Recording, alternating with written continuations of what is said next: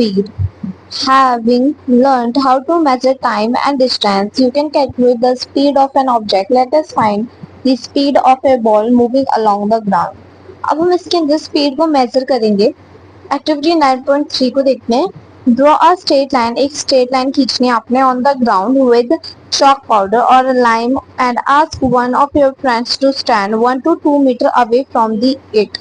आपने क्या करना है, एक लाइन खींचनी है चॉक पाउडर या फिर लाइम से, अपने किसी दोस्त को 1 से 2 मीटर दूर खड़ा करना है.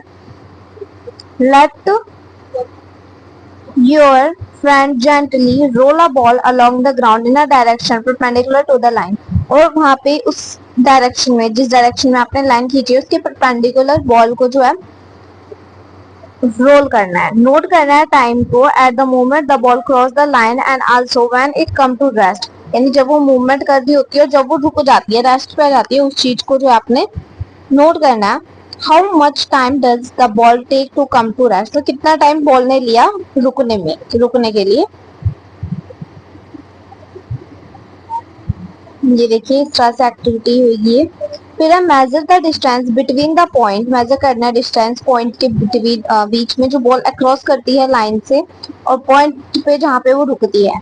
You can use a scale. तुम एक स्केल का इस्तेमाल कर सकते हो और अ मेजरिंग टेप या फिर एक मेजरिंग टेप का इस्तेमाल कर सकते हो. Let different groups repeat the activity. Record the measurement in table 9.3. नीचे एक टेबल दिया होगा 9.3. आपने उसके अंदर इस पूरी एक्टिविटी को रिकॉर्ड करना है. In each case calculate the speed of the ball. और हर एक केस के अंदर जो स्पीड है उसको कैलकुलेट करना है. You may now like to compare your speed of walking or cycling with that of your friends. You need to know the distance of school from your home or from some other point. इस तरह से आप दूसरे जगह से भी compare कर सकते हो स्पीड को, चाहे आप वॉकिंग कर रहे हो, साइकिलिंग कर रहे हो, ठीक है, अपने फ्रेंड्स के साथ कर सकते हो. और इससे आप ये पता कर सकते हो कि आपके स्कूल से आपके घर तक का डिस्टेंस कितना है. Each one of you can then measure the time taken to cover the distance and calculate your speed. It may be interesting to know who almost you is the fastest. Speed of some living organisms are given in table 9.4 in kilometer per hour. You can calculate the speed of meter per second yourself. Rockets launching satellites into Earth orbit often attain speed up to 8 kilometer per second. यानी जो rocket होते हैं उनकी speed 8 kilometre पर second होती है. The other hand दूसरी तरफ जो टॉर्टोइज होता है जो कि मूव करता है अबाउट 8 सेंटीमीटर पर सेकंड, यानी वो 8 सेंटीमीटर पर सेकंड मूव करता है. Can you calculate how fast is the rocket compare to tortoise. क्या तुम कंपेयर कर सकते हो कितना फास्ट है tortoise as compare to rocket. So once you know the speed of an object, जब तुम किसी ऑब्जेक्ट की स्पीड के बारे में जान लो, you can find the distance moved by it in a given time. इससे क्या होता है कि आप डिस्टेंस को मेजर कर सकते हो जो कि आपको गिवन टाइम में दे रखा हो. All you have to do is to multiply the speed by time. जो भी आपको करना होता है करना था मल्टीप्लाई स्पीड से, ठीक है. अगर आपको डिस्टेंस कवर देखना तो you can also find the time an object will take to cover a distance while moving with a given speed. Time taken का formula given है. How might have seen a meter fitted on top of a scooter or a motorcycle. Similarly, meters can be seen on the dashboard of cars, buses and other vehicles. Fig 9.7 shows the dashboard of a car. Note that one of the meters has kilometer per hour written at the one corner. This is called a speedometer. Speedometer की definition आपसे पूछी जा सकती है. उसके नहीं यहाँ से speed directly in kilometer per hour. There is also another meter that measures the distance covered by a vehicle. This is known as odometer. Odometer किस काम आते हैं, वो स्पीड बताते हैं कि उसने कितना डिस्टेंस कवर किया है. While going from a school picnic, Paheli decided to note the reading of the odometer. School picnic ले जाना था तो पहेली ने सोचा कि वो डिस्टेंस को मेजर करेगी, ठीक है. of the bus after every 30 minutes till the end of the journey. Later on she recorded reading in table 9.5. उसने उसकी रिकॉर्डिंग जो थी टेबल 9.5 के अंदर रिकॉर्ड की. कैन यू टेल, क्या तुम बता सकते हो how far the picnic spot from the school, की पिकनिक स्पॉट जो है कितना दूर है स्कूल से। Can you calculate the speed of the bus, और क्या तुम जो पहले ने हमें इंफॉर्मेशन दी है उससे स्पीड बता सकते हो बस की।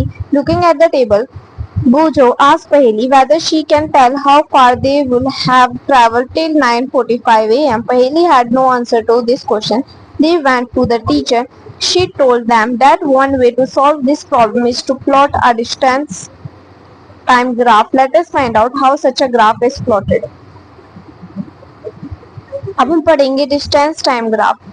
You might have seen the newspaper, तुमने न्यूज़पेपर देखा ही होगा, मैगजीन या etcetera. Present information in various forms of graphs to make it. ये ओडोमीटर रीडिंग है डिफरेंट टाइम पे जो कि जड़ने के समय हुई थी, जो पहेली ने नोट की थी। ये एक बाहर ग्राफ ओवरऑल स्कोर का, ठीक है। Interesting, the type of a graph shown in fig 9.8, इसकी बात की जा रही है। As per bar graph, another type of graphical representation is a pie chart. The graph shown in fig 9.10 is an example of a line graph. The distance time graph is a line graph. Let us learn to make such a graph.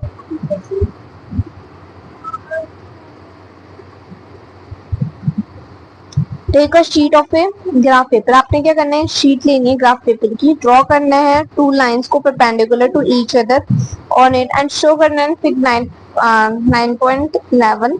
Mark करना है horizontal line को as X O X और it is known as X axis. आपको पता है जब भी इस तरह से होता है तो जो इस तरह की लाइन होती है उसको वाई एक्सिस कहते हैं, और जो ये वाली लाइन होती है उसको एक्स एक्सिस कहते हैं, राइट। उसके बाद जो टू क्वांटिटीज होंगी between the graph is drawn are shown along two axes. We show the positive value on the x-axis along OX. Similarly, positive values on y-axis shows along OY. In this chapter, we shall consider only the positive value quantities. इस chapter के अंदर जितनी भी graph पे value आएंगे हम सारी वो पॉजिटिव ही लेंगे। Therefore, we shall use only the shaded part of the graph shown 9.11. इसलिए जो 9.11 फिग आएगी उसके अंदर हम सिर्फ शेडेड पार्ट को ही लेंगे। Distance traveled by a car and time taken by cover it distance then shown in table 9.6. Can you make the graph by following steps? फिर आपने नीचे को स्टेप्स गिवन है, इनसे ग्राफ ड्रॉ करना है। ओके, नीचे मतलब बहुत सारे ग्राफ मिलेंगे आपको प्रैक्टिस करने के लिए। इसके बाद ग्राफ के साथ ही आपका जो चैप्टर ऑलमोस्ट समाप्त हो जाता है। इसके कुछ कीवर्ड्स से आपने इनको अच्छे से कर लेना कि बार ग्राफ क्या होते हैं, नॉर्मल ग्राफ क्या होते हैं, non uniform motion, oscillation, simple pendulum, speed. Speed का फॉर्मूला सबसे इंपॉर्टेंट है। उसके बाद time period, uniform motion, unit of time. Unit of time काफी इंपॉर्टेंट है। अब मिलते हैं नेक्स्ट चैप्टर में, तब तक के लिए टेक केयर, गुड बाय।